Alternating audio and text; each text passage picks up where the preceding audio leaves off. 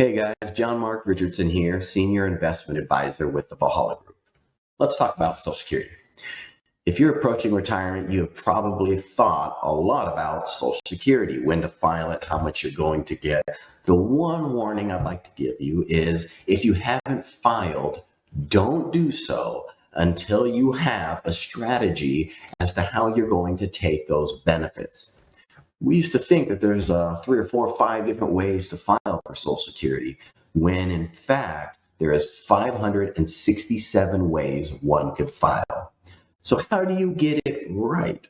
Well, there's a simple solution. We will run a Social Security maximization calculator.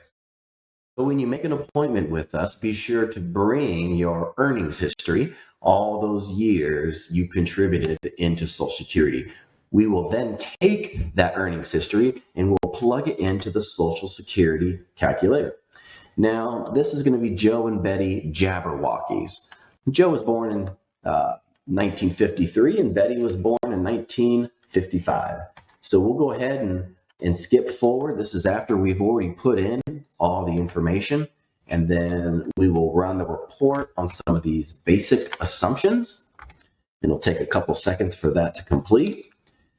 And then here we are. So right away, if you read here, it examined 1,505 collection strategies to figure out how Joe and Betty could get the absolute most out of Social Security. So the blue represents Joe and the orange represents Betty. And this first column represents Joe and Betty filing Social Security ASAP, as soon as possible for them. And the latter column is if they implement the maximization strategy, okay? The difference is represented here, $208,000. That is the lifetime difference between these strategies. That's quite a bit of money.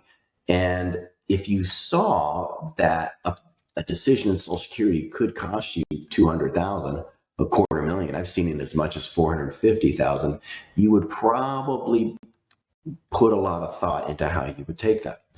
All right, so let's look at it. This is what it will show in your own report. It'll actually tell you when to file and how to file to get the most out of Social Security. That doesn't necessarily mean that's what you should do. You just want to know what your options are. So here we are. Joe, this is a couple years ago. It says, you know what, Joe, you need to file for Social Security benefits in May 2019, a couple years ago, right when he turned 66. And then his wife, Betty, wants her to file in October 2019. And then 2 years later, wants Joe to suspend his benefits in March of 2021, the year Joe turns 68 years old. And then it wants Betty to suspend her retirement benefits in September 2021, the year she turns 66.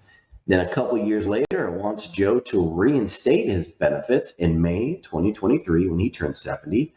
And for Betty to reinstate her benefits in July of 2025 when she turns 70. Now, we assume that Joe's going to pass away before Betty, so it's going to recommend that Betty files for her widower's benefit, which is in essence assuming the higher amount between the two Social Security. I think the thing that many people find most fascinating about the report is that it didn't say wait till age 70 to file for your benefits. And in fact, many cases, your report will have you filing a different way to maximize your benefits other than waiting till age 70. Now, we could do this for you. It's pretty quick, and most important, it's free. So if you like the content, give us a thumbs up, subscribe to our channel. In a subsequent video, we will be relaying to you all the updates in 2021 regarding Social Security, and we'll try to stay up to date with what is happening in the economy as well.